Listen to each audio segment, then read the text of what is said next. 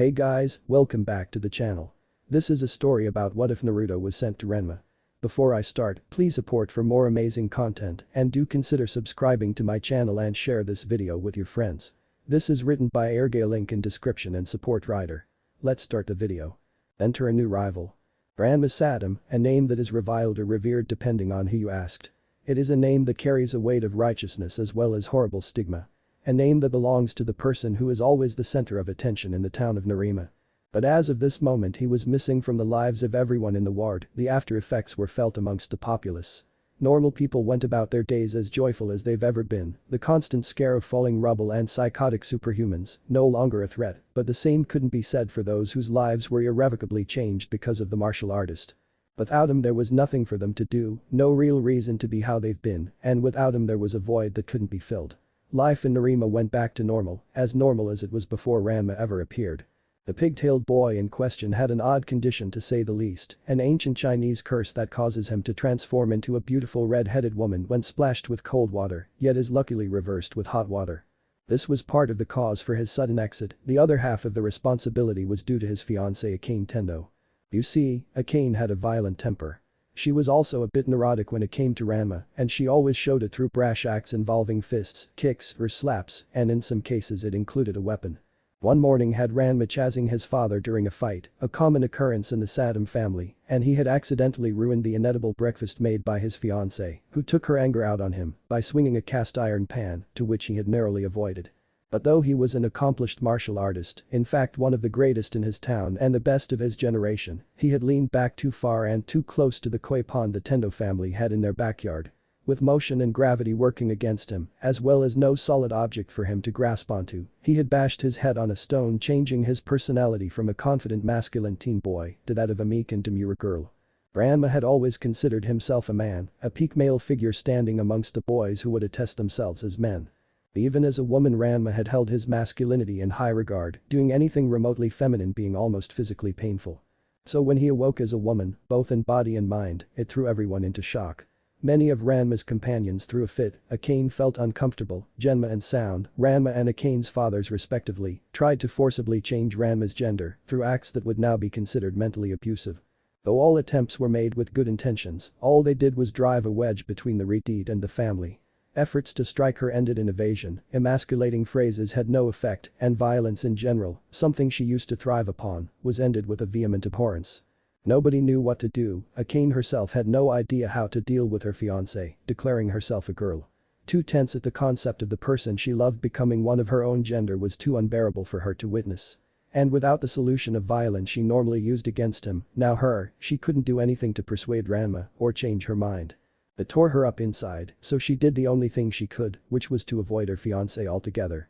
This hurt Renma immensely, she saw Akane as her best friend, a pillar she could lean upon, and someone she could depend on to help her through thick and thin. Especially with how crazy everyone had been acting recently. So when the person she needed the most chose to abandon her to the demented people of Narima, she chose to escape.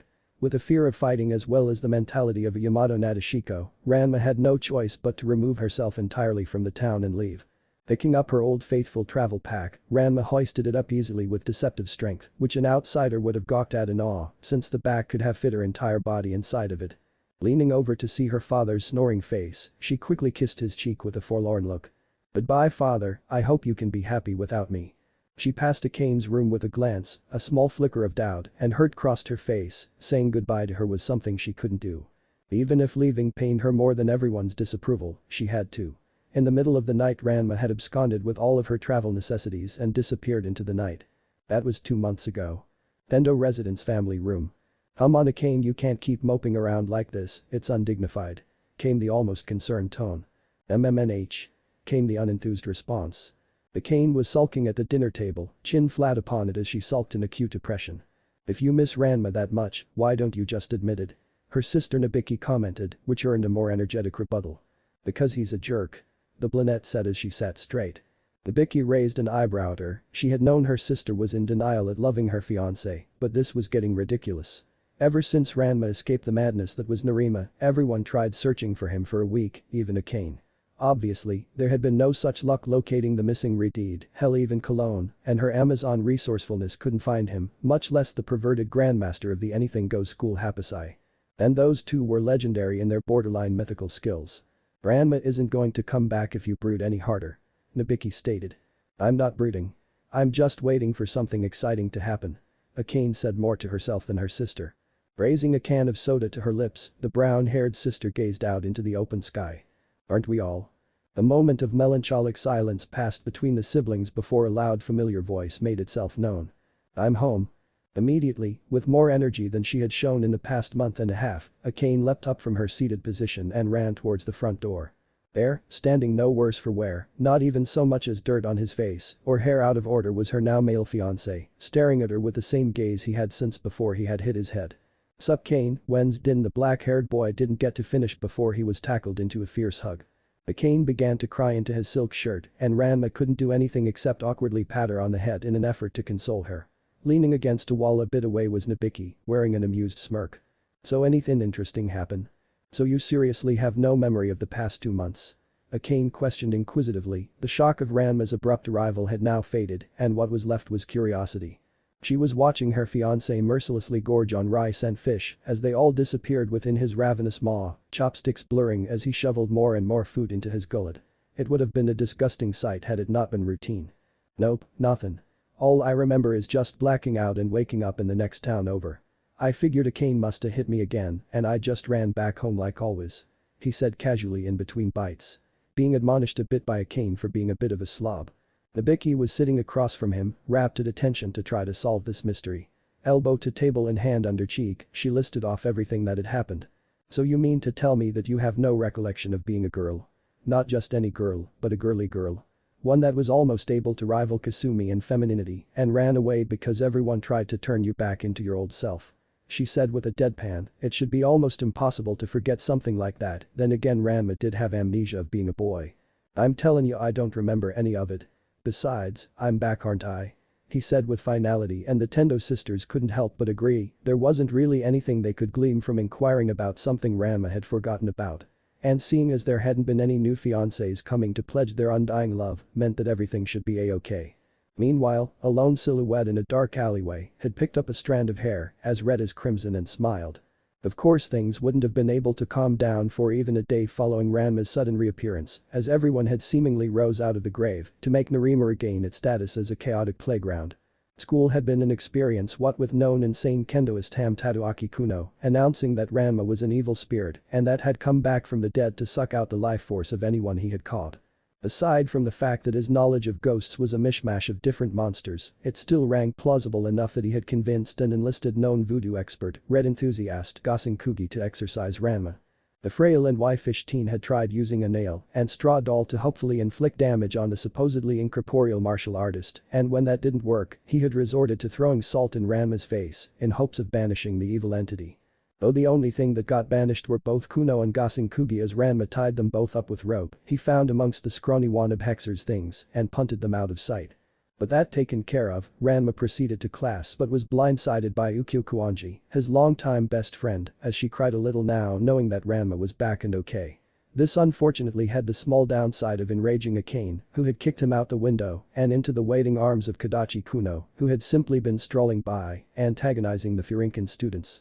As Akane and Ukyo got into a heated argument, Ranma freed himself from the gymnastic mad scientist as she threw black flowers begotten from her name at Ranma, who dodged them expertly.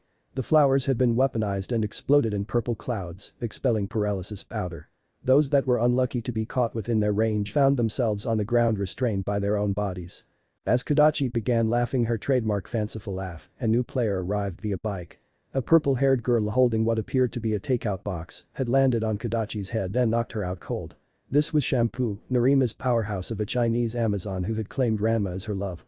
Jumping off her bike she leapt towards the boy, locking him within a firm embrace as she muttered Chinese phrases of affection in his ear.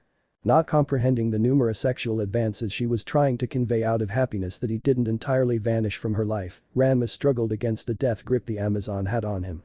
He was almost free when Shampoo suddenly jumped out of the way to avoid a massive spiked metal ball as big as her torso that landed where she once stood. The long-haired figure stood atop the school's wall, garbed in white Chinese clothing, face set into a snarl. "Don't you touch my darling," Shampoo sat him. "Or I lend you." The man shouted, but was stopped from doing anything else as the metal ball impacted his face. "Stupid moose. Wear glasses." You no get in way of shampoo and Aaron. The female Amazon said as she lowered her foot. Turning her gaze back to Renma, she had lost the anger and replaced it with a longing love, eyes have closed and wrapped her arms around his neck. Continue yes. Just before she could even attempt to get her lips closer to the stunned boy, yet another voice called out. Hold it right there, sugar. Shampoo grabbed Renma and jumped to avoid yet another metal object interrupting her time with her beloved, except instead of a metal ball, it was big-ass metal spatula. The ground gave way underneath the spatula's impact zone and caused a sizable fracture that kicked up a large amount of debris. Holding Renma even tighter now, Shampoo glared at her assailant, easily identifiable given the weapon. Buckin'. Renma cried out, happy to see his friend, though the look of rage she was giving Shampoo made him shudder a bit. You let Ran-chan go and this won't get ugly. She said as she pointed her spatula one-handed at Shampoo, an impressive feat given the thing probably weighed around 100 pounds. The only thing ugly is you face. Shampoo bit back, the language barrier impeding her scathing remark, though it was understood clearly to the one it was meant for. Oh hell no. Ukyo charged at the purple-haired girl as she shoved Renma out of the way. Spatula met Chewy as neither girl gave in to the other as they struggled for dominance. Just as Renma was gathering his bearings he saw a dust cloud being kicked up in the distance as a figure rapidly made its way over to the three. Renma. A cane. The brunette had a livid look of righteous fury that would have scared the shit out of anyone she had her gaze set onto, which was unfortunately Renma.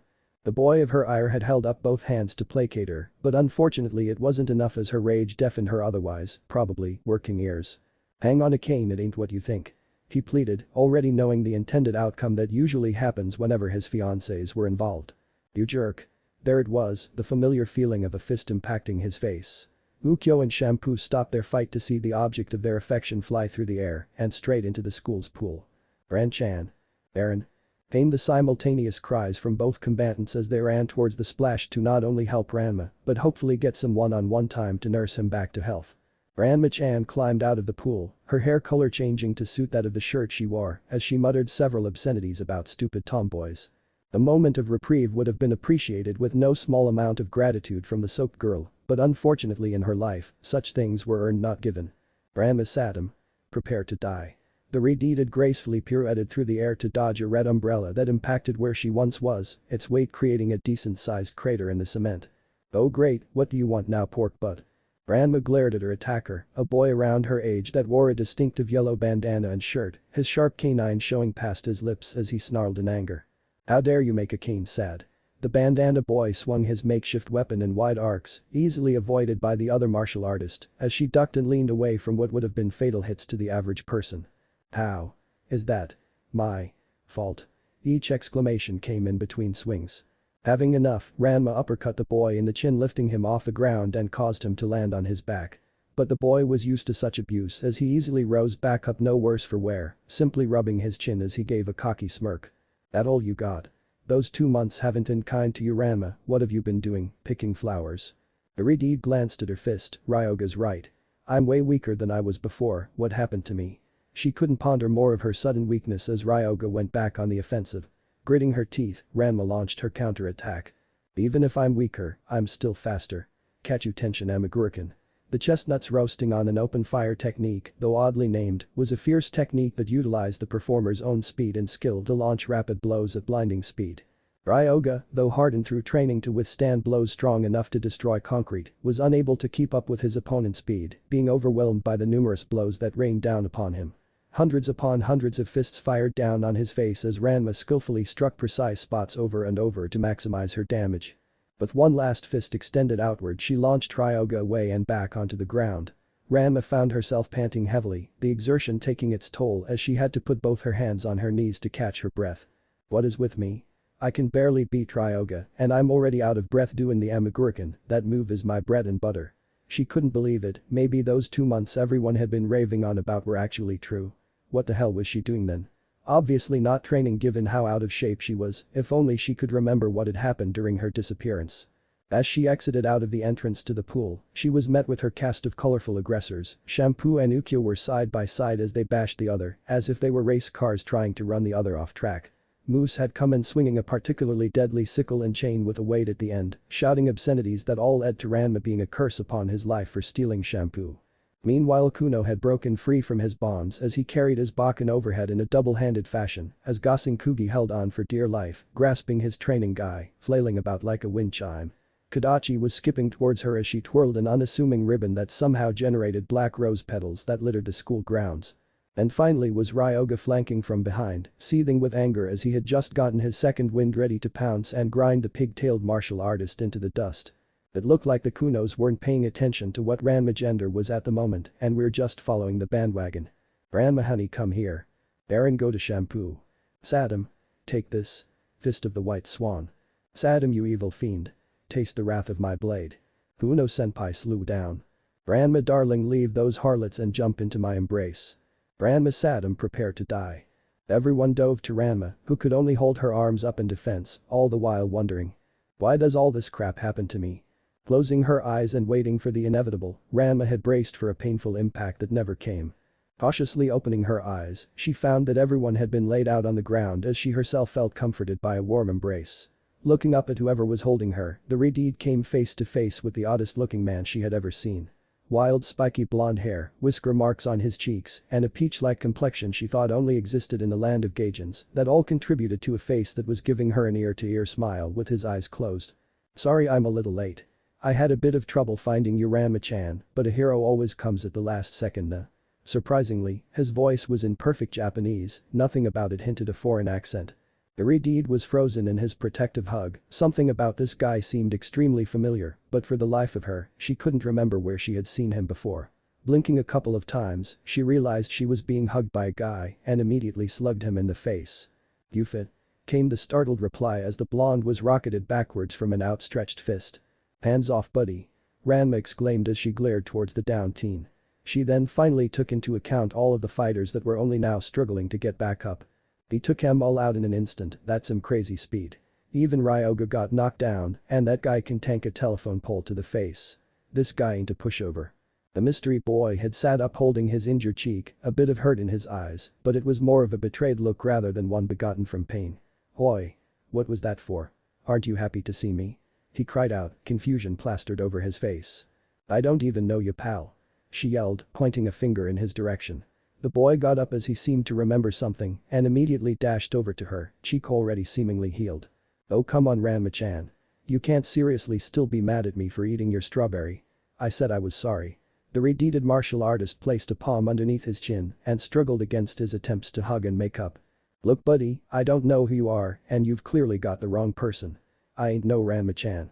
She said, stressing the chan part to emphasize her distaste. The boy continued his attempts at hugging her again despite her vehement disapproval. Now you're just being mean Ranma. What am I supposed to say when we get to Bachan and she finds out we're fighting? She'll think it's my fault. Now he was crying crocodile tears while simultaneously freaking out and she wondered how strong this Bachan was to make this guy, the guy who decked everyone in an instant, scared shitless. Finally finding an angle to push his admittedly strong frame out of her way, she spoke, I don't know who you think I am, but I ain't your fiancé. She had assumed that's what he had been here for, there was no reason to suspect otherwise. Everyone else in her life had come to her with similar intentions, the males had more lethal things in mind, but those were people she knew were out to get her. Any male that showed her this much amorous affectation had to have been another secret fiancé that was roped into a scheme by her good-for-nothing father. The boy stood still for a second before inquisitively inquiring, so your name isn't Ranma Sadam? She had to give him this one, no it is. Continuing on, he said, and your father's name isn't Genma Sadam? Getting a bit more concerned, anxious as to what he might say in regards to whatever her idiotic father did to sell her off again, she responded, no, that's definitely my pop's name. And you don't change genders because of hot or cold water. Getting increasingly frustrated she bit out, again, me, where are you going with this? The blonde teen then pulled an oddly shaped frog coin purse and dug something out of it and showed it to her. So this isn't you? What he had handed to her made her hair stand on end and created goosebumps all over her skin as the color drained from her face. What she held in her hands was a strip of photographs not unlike those you can get from a photo booth in the mall. In it there were numerous pictures of her, pigtail undone with a cute blue dress, and beside her stood the blonde teen as both were giving goofy faces towards the camera. There was another where the boy was embracing her from behind, chin resting on her head as she seemed to be laughing in her hand as he smiled. But the last photo shook her to her core. It was a picturesque scene of passion of two lovers, as she and the blonde were locked in a fiery kiss that showed everything but distaste in her face, leaning into a kiss with the only restraint being that of embarrassment. Her mind shut down as she let go of the photo strip and fell backwards, passing out in a dead faint. The last thing she heard before her mind went dark was the sound of the blonde boy shouting her name. Tendo Dojo. Wah. Throwing the covers off her bed, Renma woke up in a cold sweat, panting heavily as she tried to get her heartbeat down to a normal level. What a dream, it felt so real. That's it, no more late night snacks from Kasumi. Except if she makes desserts. Slicking back her hair, she found herself in her female form, clad in only an undershirt and boxers. She removed the comforter that was draped over her and went to the bathroom to wash her face. After wiping her face clean, she dumped a bit of hot water on herself to change. Now back in her birth form, Renma went downstairs and heard a commotion in the dining room. Shouts and exclaims of disbelief had crossed a hallway that belonged to his father, as well as the Tendo family. Though he only wanted a snack from the kitchen, curiosity got the better of him and opened the door to see all of the other residents of the Tendo household on one side of the table, faces frozen in shock. His eyes wandered to the other side where he saw the blonde man from his nightmare sitting with a determined expression on his face. As soon as he saw Renma, he had immediately jumped up to hug him, arms spread out to clamp onto his body. Renma-chan. The man crossed a small distance rather fast, too quick for Renma to fully understand what was happening.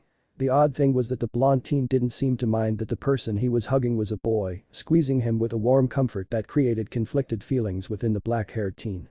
After a couple of seconds to reboot his brain and usual personality, the martial artist pushed the blonde forcefully away, missing the pout that followed on the other boy's face, and addressed the family.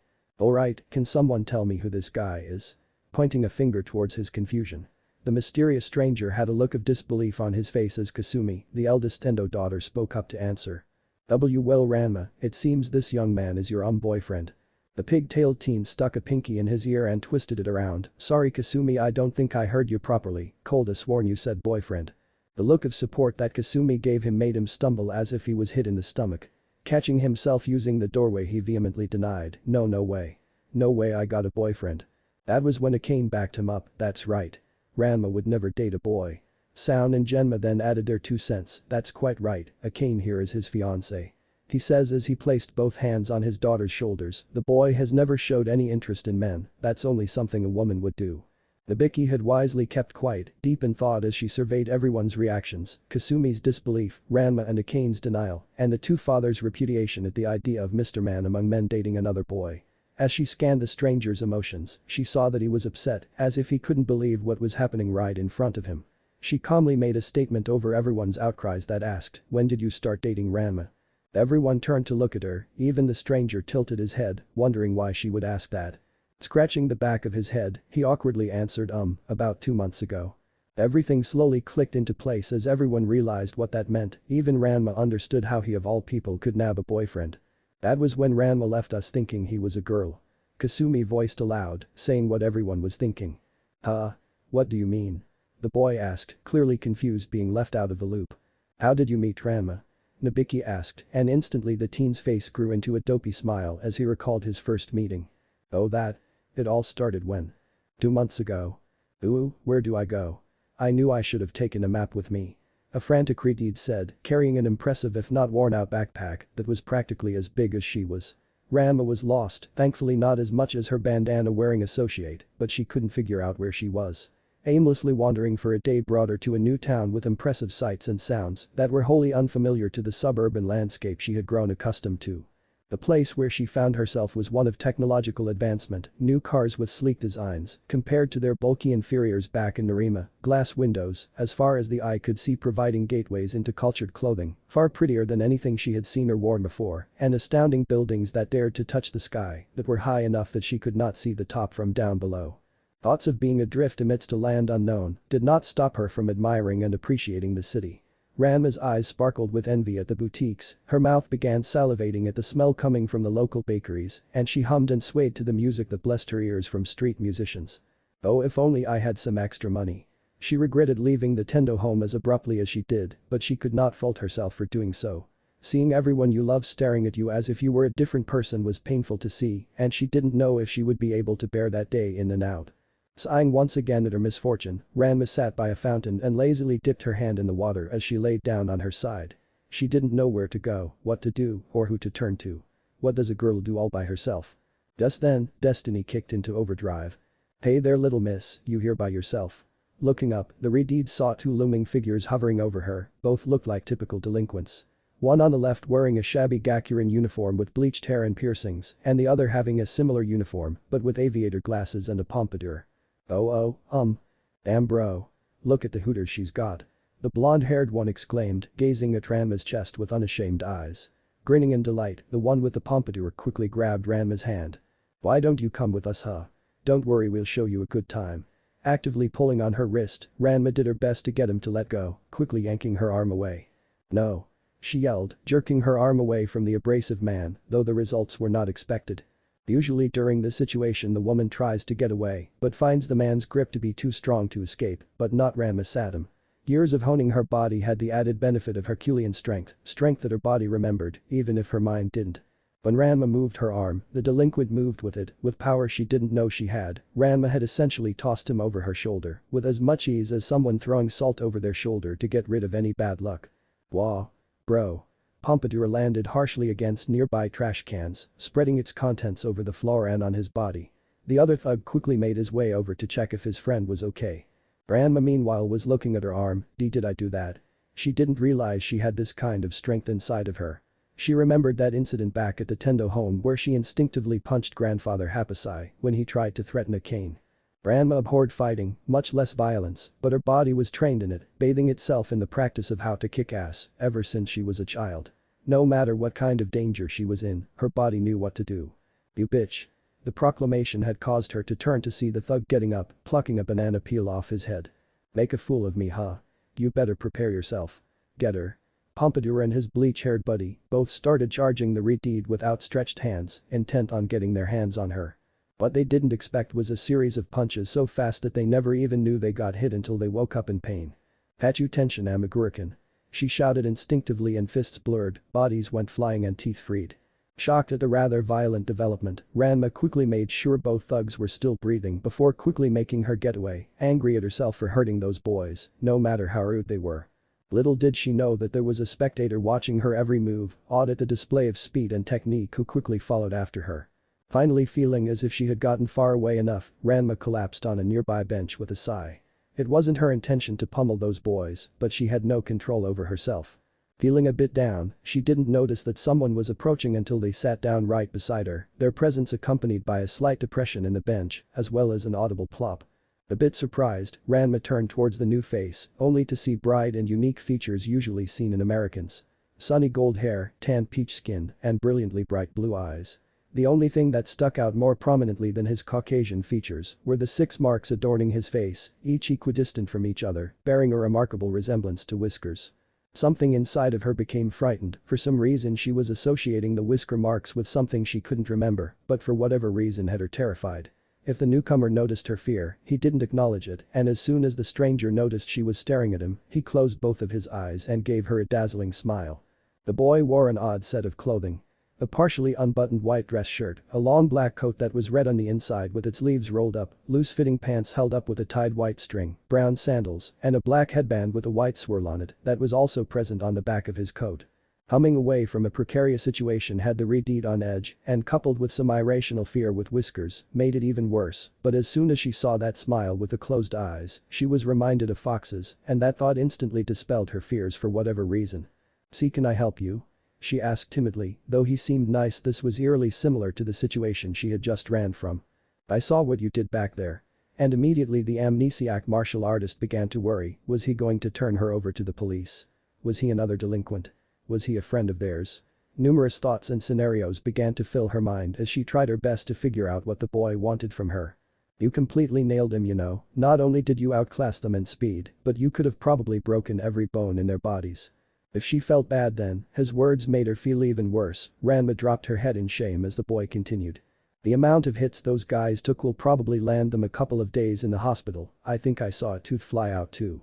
Tears began to sting her eyes as she balled up her hands in her lap. She didn't want to hurt them, her body just reacted. Same with grandfather Hapasai when he tried to put a cane in lingerie. It was warranted but not necessary.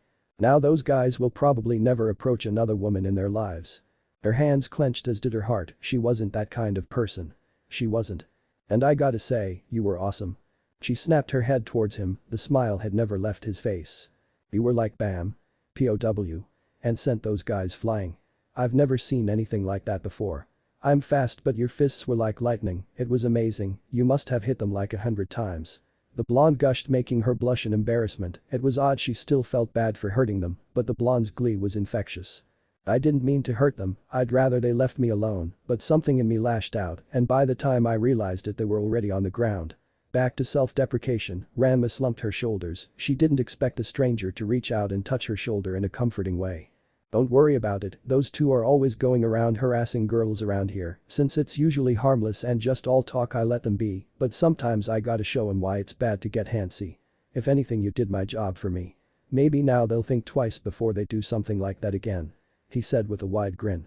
Feeling relieved, Renma had relaxed her tense shoulders and placed a hand onto her chest, though I feel bad for hurting them, I'm glad that I could help them see the error of their ways. SNRKT. Ahahaha. She was surprised that the man beside her began to laugh in earnest, red creeping up on her face and filled it all the way to her ears. With a huff of indignation she asked. What's so funny? And in response she got a dismissive waving hand from the blonde as he tried his best to stifle his laughter. And nothing. You just aren't what I expected, that's all. Standing up now to address him, Renma bent down while putting her hands on her hips to ask with a furrowed brow. And what were you expecting? He had finally calmed down enough to look Renma in the eyes, wiping a tear from his own as he told her. I was expecting you to be a bit more like a tomboy, to be honest. At that, Renma felt a stab in her heart as she thought of a cane. I didn't think you were going to be this dainty. It doesn't quite fit with how easily to beat the tar out of those idiots back there. I thought you were going to be some kind of super tough warrior lady. The thought made her stumble a bit. Warrior lady. She imagined herself wielding a sword atop a mountain of bodies in a triumphant pose of dominance. But that's okay, you are who you are. Again looking back to the blonde man, she saw that there was a content smile on his face as he stared at the sky. There was definitely a story behind that remark, but it wasn't her place to ask. Renma gave a soft smile at that, suddenly he stood up and faced her, giving a blinding, genuine, toothy smile. Come on.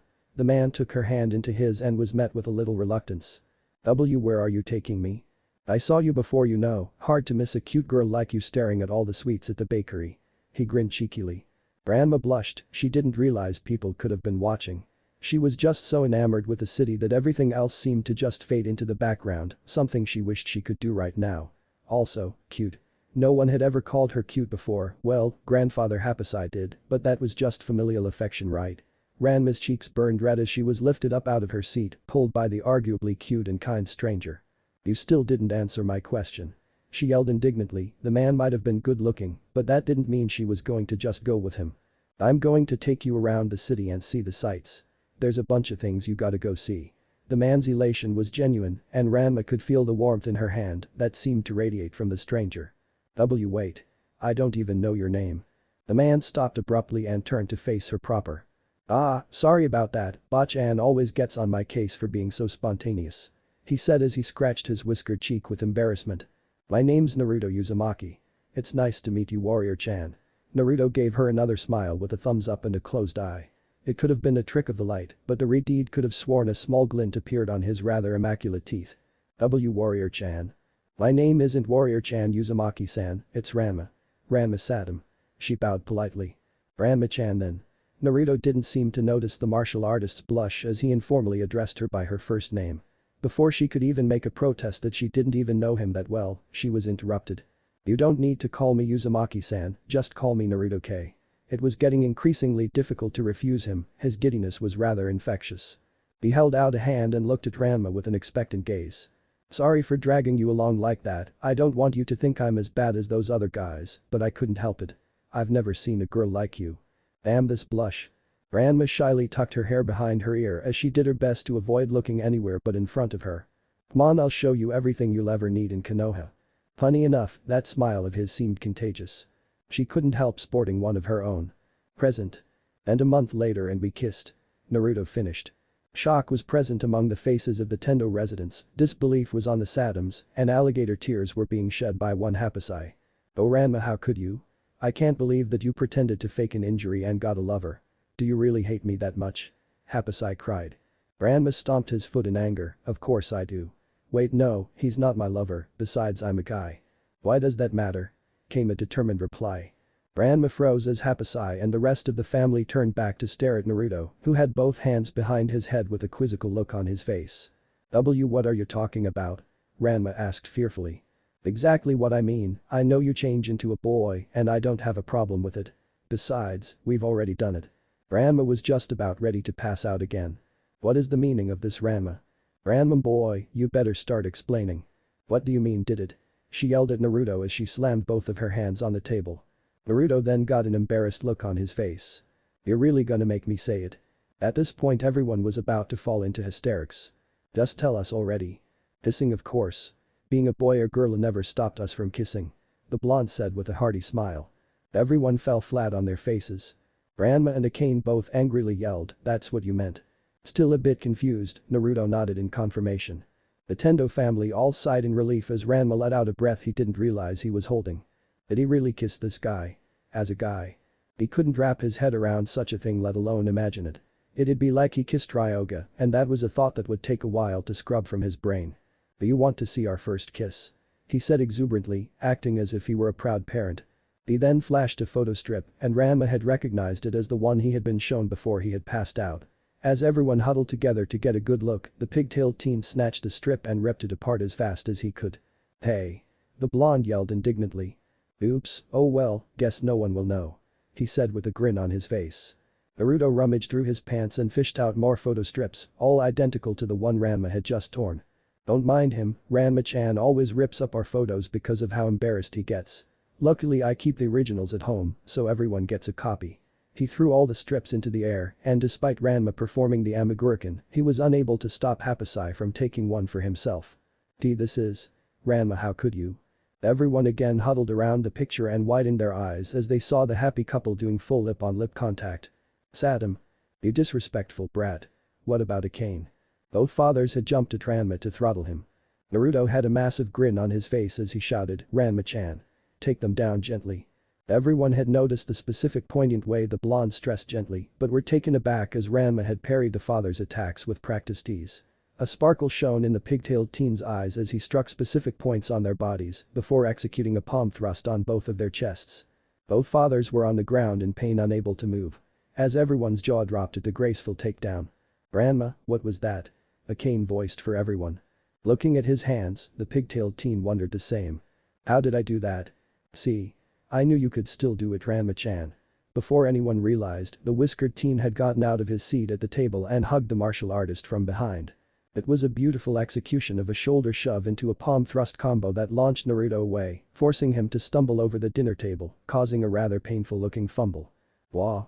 Hands off, pal. Oh my. Kasumi uttered, a bit worried that Ranma might have injured their guest. Nabiki had taken a step forward with a grin, as that a blush I see Sadam. Ranma's hands immediately reached up to his face. Was it hot in here? It must have been. There's no other reason why his face felt as warm as it did. Akane grabbed the teen's forearms and whirled him around so they were face to face. What? No way. Ranma, you're blushing. It was odd, for some reason Ranma was acting demure, refusing to look at Akane, or anyone really.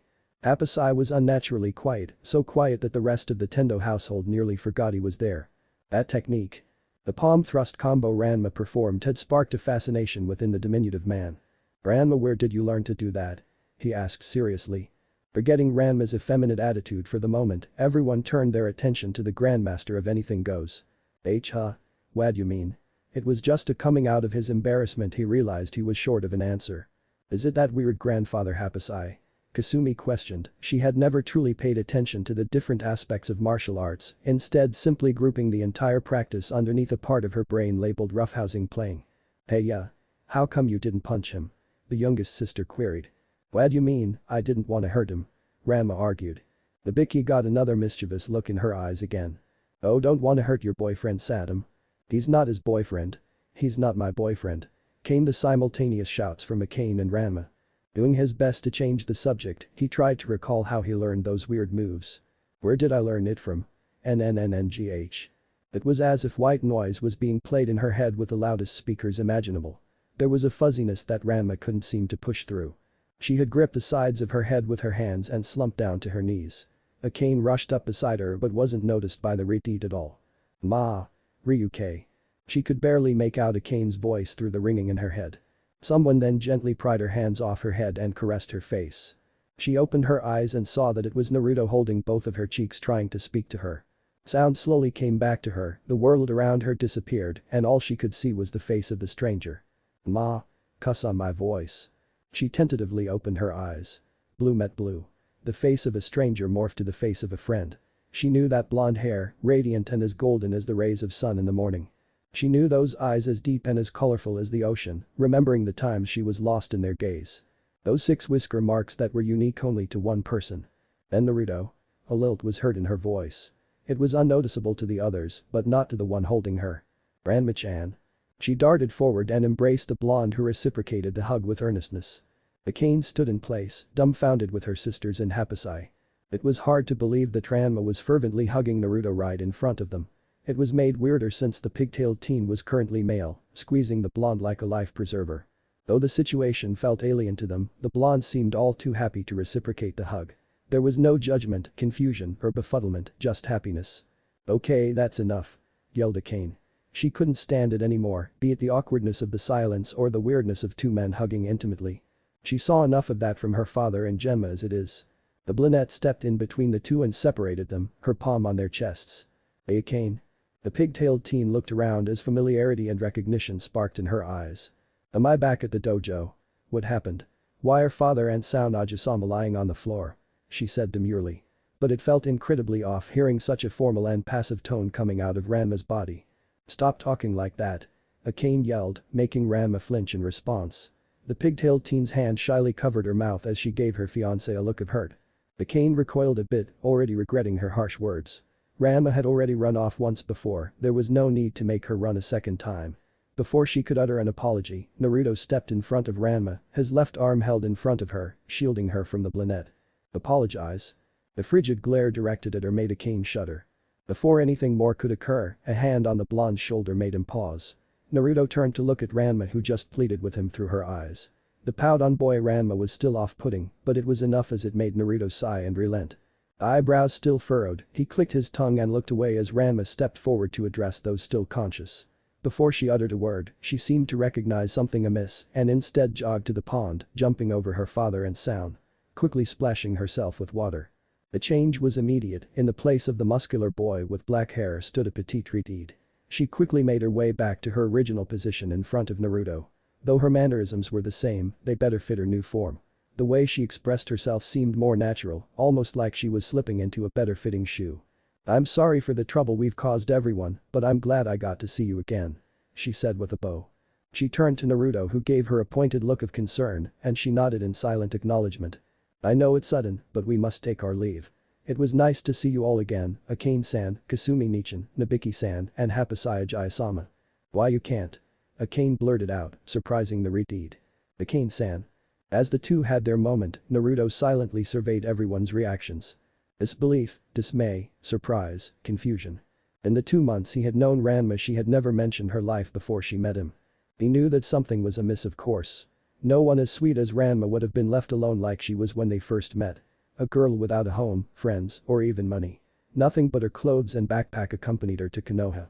It wasn't his place to ask, but at times he had seen a wistful expression pass Ranma's face when certain topics were brought up. From shopping for groceries to French cuisine, Ranma would always space out in thought until he called out to her. Despite seeing that her secret was eating away at her, Naruto gave the Reed the space she needed, distracting her with his home and all that it provided.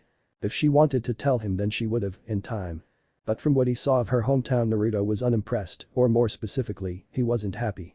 Rescuing Ranma from not 1, not 2, not even 3, but 7 assailants, one of them being her fiancé of all things was more than eye-opening. Even worse is that all of them were trained martial artists. They should know better than to gang up on one person. It's one thing to corner an enemy, but another to corner Ranma. After he laid them all out and Ranma had fainted in his arms, the brown-haired sister, Nabiki he later found out, politely asked him to gather her sister and bring them both to her home. Advising that Ranma could rest while they talked. She had explained a bit of the situation on the way to their dojo home, but only fed him the bare minimum of what he wanted to know. She was a crafty one. And although he was tempted to abscond with the pigtailed teen, curiosity had won out and he decided that a talk would have not only cleared the air, but explained a bit of Ranma's circumstances. Which brought them to now. An amnesiac Renma with a hometown that had more enemies than friends. The bold fat fool of a father that saw no problem in manhandling their child, along with his complicit idiot in crime.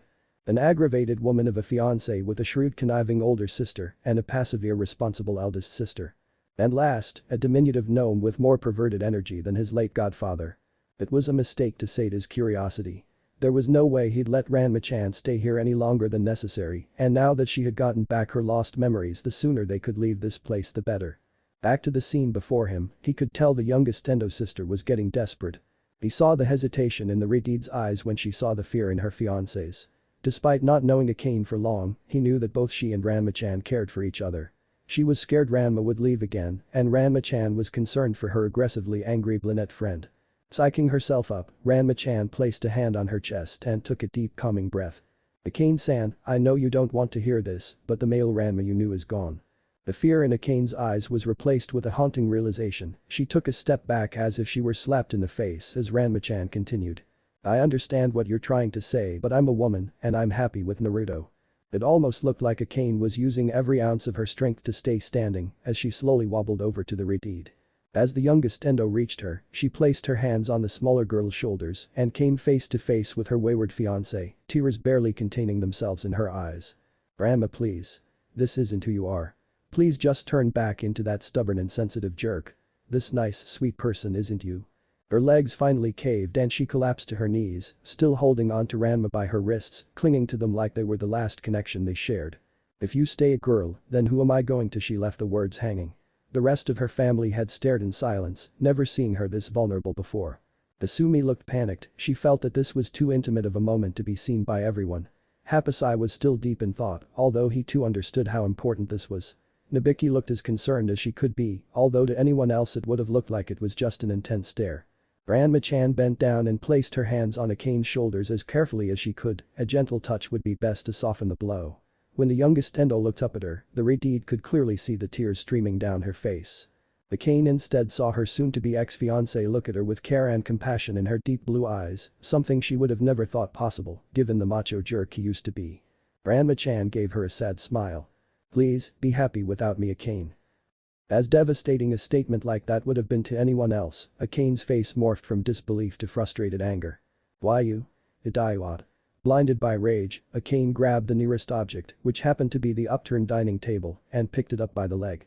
Swinging it in an enhanced haymaker, everyone watched as Renma quickly evaded the long makeshift weapon with a girlish shriek. However, when Akane swung again, Naruto appeared in front of her. Holding the defensive Redeed in his left arm and quickly used his right forearm to block the blow. Expecting to see a flying blonde teenager in low Earth orbit propelled by their dinnerware, everyone instead saw that the table had shattered where it connected with Naruto's forearm. The glare Naruto had given Akane before had come back full force, yet it also had a tinge of disappointment. Still high off her anger, the brunette had tried to punch the blonde. Big mistake. Naruto had caught her by the wrist and squeezed. Ah. Akane quickly lost her momentum and collapsed to the floor, doing her best to pry off his hand. Akane. Her sisters shouted, rushing to try and help, but a snarl from Naruto kept them from moving any further. I don't know who you think you are, but I won't stand by as you assault Renma-chan. A harder squeeze. Akane was visibly and audibly crying in pain, but Naruto didn't care. He knew he was hurting her, but this needed to be done. Obviously this family was enabling her bad behavior, why else would they be quick to help their sister instead of stopping her assault? He had never seen a more irresponsible group of people. The hard object struck him on the wrist, which made him release the short-haired brunette. As she cradled her arm, a clear red handprint had already formed. She was supported by her sisters as Hapasai stood as tall as he could, with his pipe pointing straight at the blonde, as if imitating a knight brandishing his sword. You do well to treat ladies with respect, boy. He lectured, waving his pipe side to side. It would have felt more genuine or intimidating had the man not stood at a good 2 feet tall. The blue-eyed blonde scoffed, unperturbed at Hapasai's attempt at admonishment. Respect? You show me where the respect was when she was throwing that table around. He argued back. He glared past the old man back to a fearful Akane, her own anger cowed by his rage. I don't care if she is a lady. If she ever touches Renma-chan again, I'll slug her with all I've got. The blonde bared his teeth at her, and the ire of his anger could have imagined it, but she swore that for a moment his eyes had changed shape. Naruto. The Redeed in his arms had gingerly touched his chest to get his attention.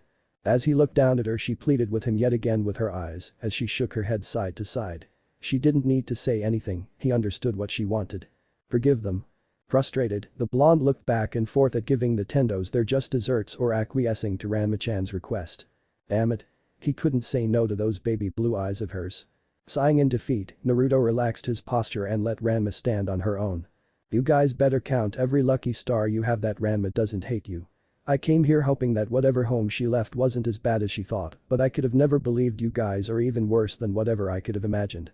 Akane winced, and it wasn't because of the bruise on her wrist. I'm gonna wait for you outside, Ranma-chan, you all better not try anything. With one last glare, Naruto left the room. Ranma's gaze lingered on where the blonde exited with a fond smile on her face. I apologize, I know Naruto seems scary, but really he's just overprotective. Please excuse his behavior. She said with a polite bow. Overprotective? He almost crushed Akane's wrist. Nabiki said on behalf of her sister. I'm just glad he didn't break her jaw, Naruto really likes punching people. She said with a smile, unnerving the Tendo sisters. Ranma-chan, don't you think Naruto-san might be a bit too forceful? Kasumi queried out of concern for the redeed and for the injured half of their family. The pigtailed teen just laughed with a fanning of her hand in dismissal. That's what I said too, but everyone else said that whoever Naruto hit 100% deserved it. All three sisters couldn't help but sweat drop. Wait, everyone else? The middle sister asked. Oh yes. Everybody in Konoha. Naruto-kun has many friends and they're all very nice. Hyuga-san would be fast friends with you, Kasumi-nichan. And Nara-san might just be smarter than you, Nabiki-san. Ranma gushed. And these people don't have a problem with Naruto? The short-haired girl asked again. Oh no, not at all. Everyone loves Naruto. He's so sweet and caring, there's not a soul in Konoha that could ever hate him. The Redeed praised. The two sisters shared a look of unified disbelief, Nabiki with her arms crossed, while Kasumi had her hand to her mouth. The transformed teen was oblivious to their unsaid conversation. Ranma, I'm telling you this for your own good. Naruto is dangerous, are you sure you want to be with him like that? She said, gesturing to the pigtailed teen's whole body. What she means, Ranma-kun, is that Naruto may be a bit too forceful when it comes to certain things. Kasumi tried to stress out. Oh, you two are quite naughty. I'll have you know that Naruto-kun is very gentle to me. The Redeed said, covering her blushing face with her hands. At this point Ranma couldn't help but squirm as she thought of the romantic moments she shared with her boyfriend. While she stood there embarrassed, the older sisters gave each other a look. We're just concerned that his intentions may be impure. Kasumi carefully said. Yeah. And besides, aren't you supposed to be all macho? Like, I ain't kissing boys. Or something like that. Nabiki chimed in. Ranma played with her hands a little as she reminisced about something, probably concerning the blonde. Naruto-kun isn't like that. He's compassionate, understanding, and loves me. There was a beat of silence as all three sisters, Hapasai included, listened to the almost reverent tone she had when she spoke of her boyfriend. Everyone that wasn't a Redeed huddled up together. She's clearly delusional. Nabiki flatly stated. Maybe she's been brainwashed. She can't even remember who she is anymore. Akane harshly whispered. Perhaps she really is in love. She looks so happy when she's talking about Naruto-san.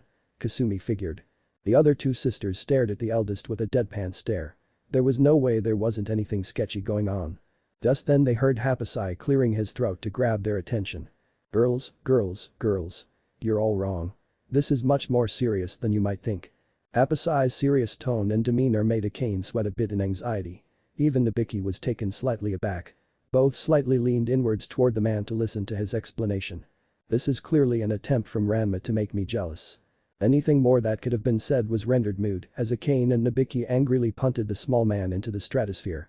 The three girls looked back at Ranma, who merely stood there with a peaceful smile on her face. Due to the awkward tension amongst the siblings and the Redeed, Akane subconsciously rubbed her wrist and felt a lance of pain for forgetting her injury. Oh. Akane, let me get some ice for that. As Kasumi left to get some first aid supplies, the remaining two sisters huddled in for a whispered chat. What are we going to do, Nabiki? I don't think there's much we can do at this point. Let's face it, Macho Man over there isn't himself right now, and I think the best thing to do is to let Blondie outside take him back for a bit. Nabiki held up a hand to prematurely stop her sister's vehement refusal. Let me finish. When Ranma came back, he didn't even remember this Naruto guy at all, right? An affirmative nod was made. We both know that Ranma isn't that touchy-feely girl over there, so he's gotta be in that noggin of hers somewhere. We just have to draw him out somehow. Kinda like what he did to you in that shiatsu shampoo fiasco. Akane grew red in the face as she remembered what Ranma had said to make her remember who he was. No, Kane, hurling insults is just going to drive her away. Does that look like something you can insult? Nabiki pointed at a still politely smiling Renma who was still waiting for them to finish their conversation. What an angel. Looking at the smiling and affectionate girl across from her, Kane had let out a sigh in reluctant defeat. No, she begrudgingly admitted. She might not like this girly girl Renma, but badmouthing her instead of the Renma she knew didn't feel right. So let's just let Renma stay with Naruto for now. His memories came back once, right? Why wouldn't it happen again? But what if it doesn't? What if he stays like this forever? Don't worry, I already called in backup to speed up the process. Nabiki clasped both of her hands together. Well Renma, we're both so sad to see you go, but if your heart really belongs to Naruto. Oh it does. The cheerful look of love on the Ritide's face tore Kane up inside. As much as she didn't want Renma to leave with that stranger, she had never really known Nabiki to come up with a half-baked plan.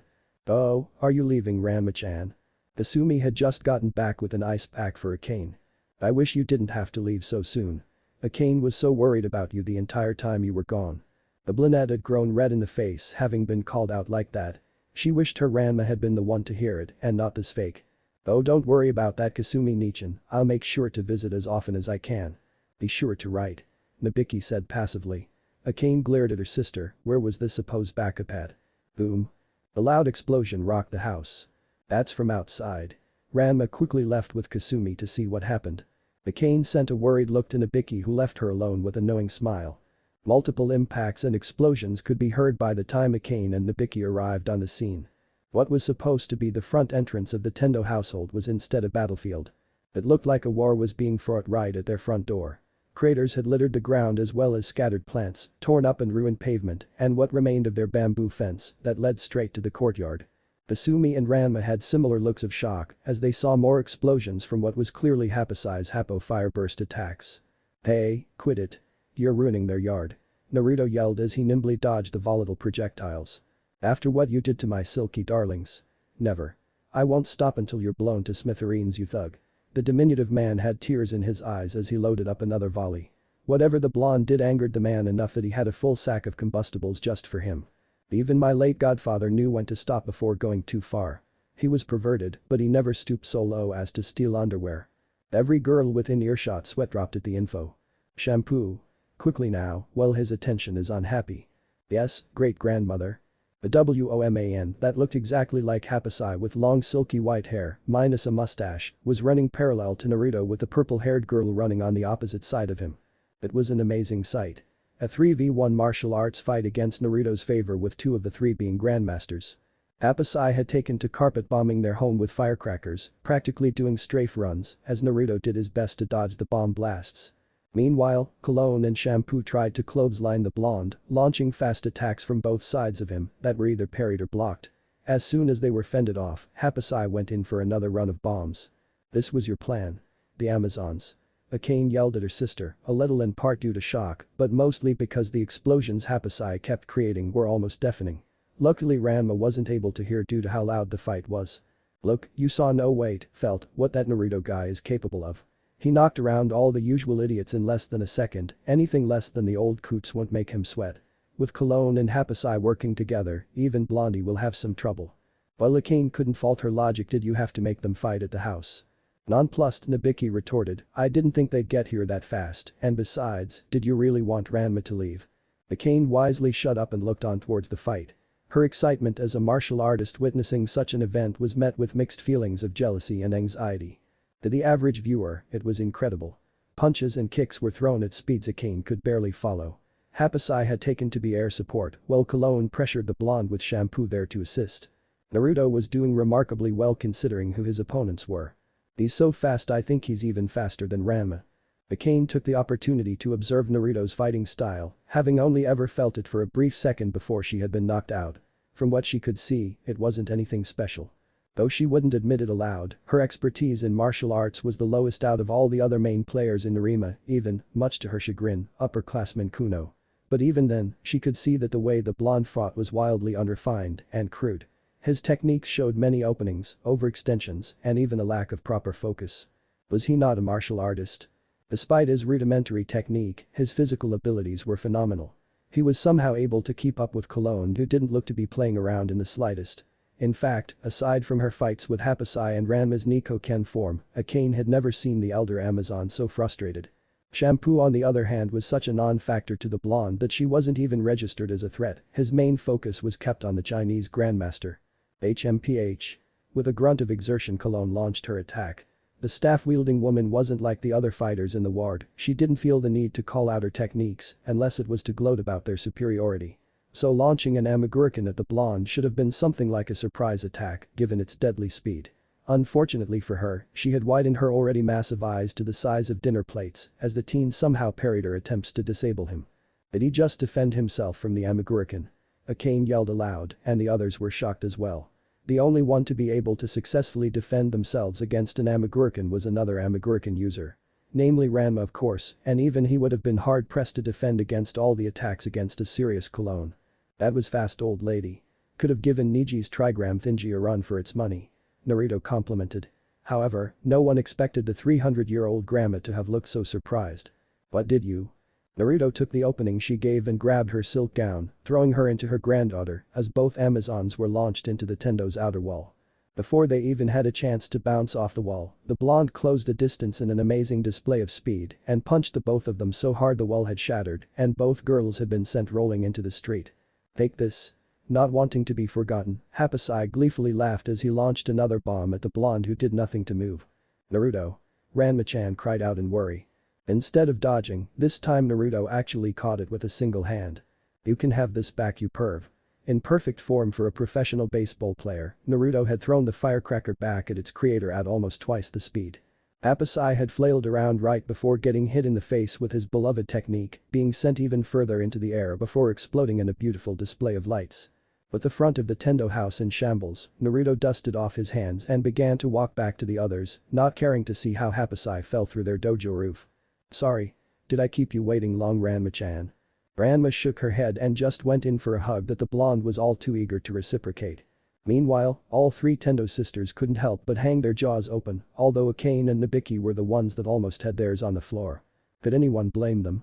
Before today, Hapasai and Cologne were previously thought to be practically invincible when they were serious. Ranma's ass-pull wins aside, no one was able to stand toe-to-toe with either of them and come out as unscathed as Naruto had. Akane was getting ever more worried that she was going to lose Ranma to this admittedly powerful teen. Even on the off chance he was an asshole that tricked Ranma, there wasn't anything she could do. How could she stop him if both grandmasters couldn't? Are you ready to go? No, don't go. A happy nod in affirmation. Alright, let's go.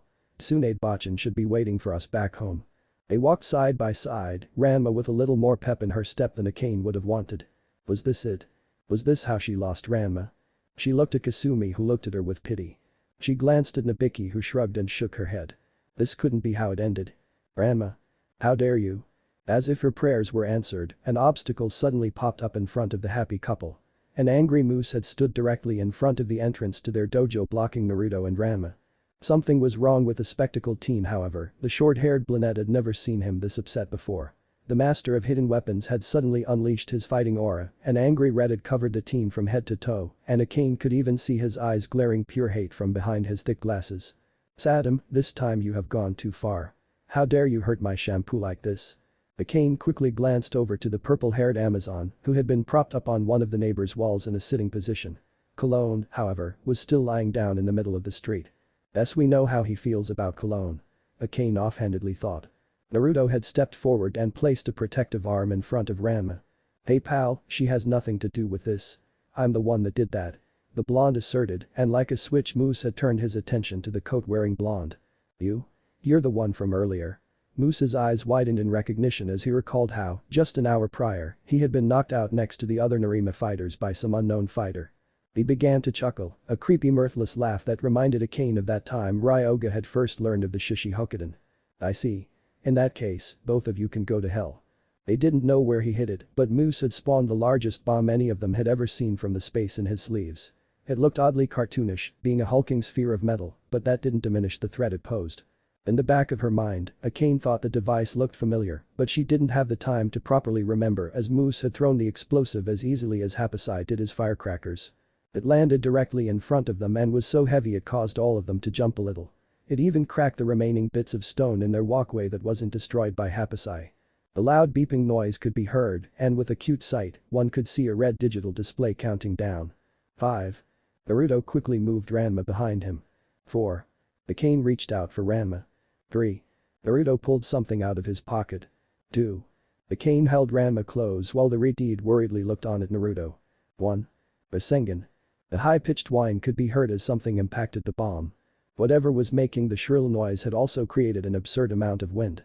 So much so that Ranma's pigtail began to flail around wildly and the Tendo sisters had to make sure their skirts didn't get flipped up in the crosswinds. What? Mouse couldn't believe his horribly astigmatism-ridden eyes as he saw his bomb suddenly get lifted and start flying towards him.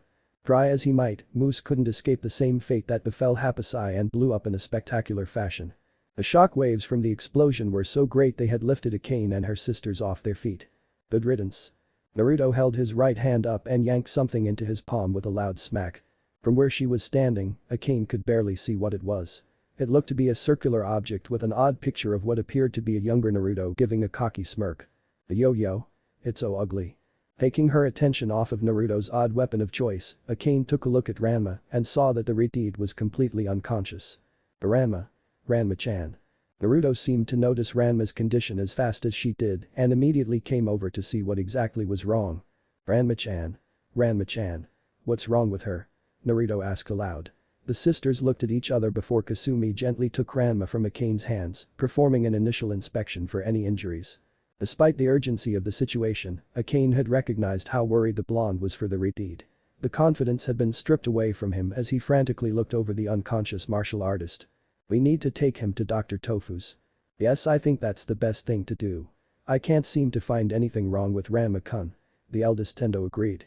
Hoisting the teen onto her back, Akane began to make the trek before she was stopped by Naruto. Oh no you don't. I meant what I said earlier. Ranma-chan and I are leaving this place. Besides, the best doctor I know is my granny and I can guarantee she's better than this Tofu guy. Akane furrowed her brow in anger. Just stop it will you? Fine. I admit I don't want to hand Ranma over to you, but this is serious. So what if your grandmother is better, how long is it going to take to get Ranma help? This might be serious and we need to be quick. So are you going to get out of the way or what? Huffing in anger, Akane stepped past the blonde who stopped her with a hand on her shoulder. What did I just say? You're right. I what? The brunette did a double take just to make sure she didn't hear wrong. I said you're right. Ranma-chan needs help and despite how much this place sucks, I trust that you don't want her to be hurt any more than she already is. Akane was speechless. She and Naruto had been butting heads since he had arrived in Nerima, but now he looked as if he was trusting her with his life. His demeanor showed he had the utmost confidence in her at the moment and knowing that felt weird, for lack of a better word. Even Kasumi and Nabiki felt how strange it was given his earlier animosity towards them. It seems that despite how invincible this stranger was to them, his one weakness was Ranma. Do you need help carrying her? Akane shook her head. No, she's actually pretty light. But would you mind grabbing shampoo and cologne? I think we should get them looked at too. Naruto nodded and quickly gathered the Amazon women. You're a lot more considerate than you look. It was a somewhat backhanded compliment, but Akane took it. What about the old guy and that other acid? A stern look of really? Was the answer to that question. I meant your dad's.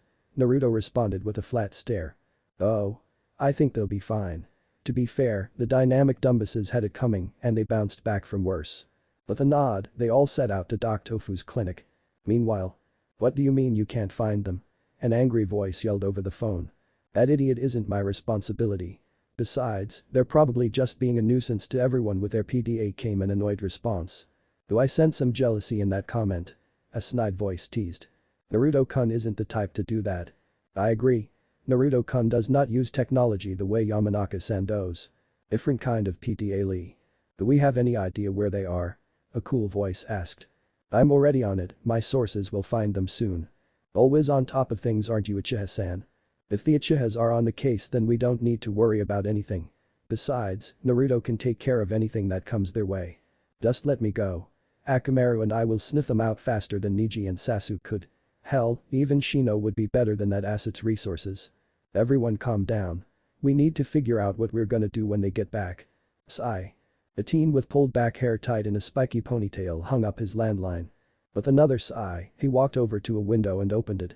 Gazing at the full moon that floated overhead, he took out a cigarette, lit it with a lighter from his pocket and breathed in a long drag. It wasn't healthy, nor was it calming, but it was practically routine that he smoked whenever something particularly troublesome reared its head.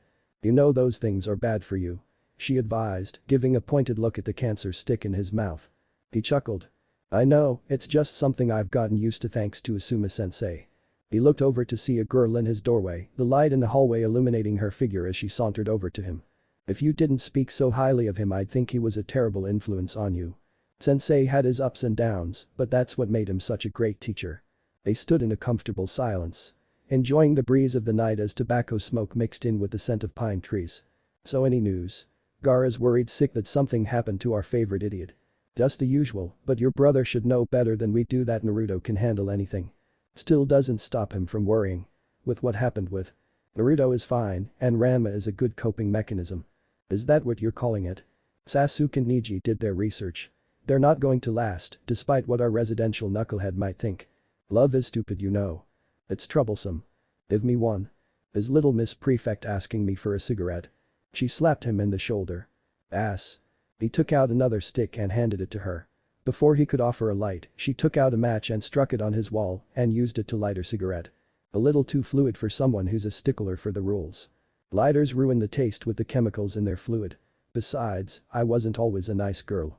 I did it for my brothers. Deep inhale and cathartic exhale followed. Thanks to Naruto though, our little psychopath has been more lenient on rules and Kankuro has been openly practicing kabuki theatrics in public. Was that why you were complaining that your makeup was stolen that one time? He won't stop putting it on his face. I made him buy his own supply and do his own research. He kept asking me over and over which ones were the ones I use. They're not gonna give up, are they? Sasuke's known Naruto the longest and Neji believes Naruto is his savior. It's no wonder they're waiting. They know where they are. Of course they know. They just don't want to get on Naruto's bad side. And what about you? What about me? What are you waiting for? Doing nothing isn't waiting. To lose patience is to lose a battle. Another inhale. Never interrupt your enemy when he's making a mistake. What if Naruto was sent to Renma? End here and thanks for watching my video till the end.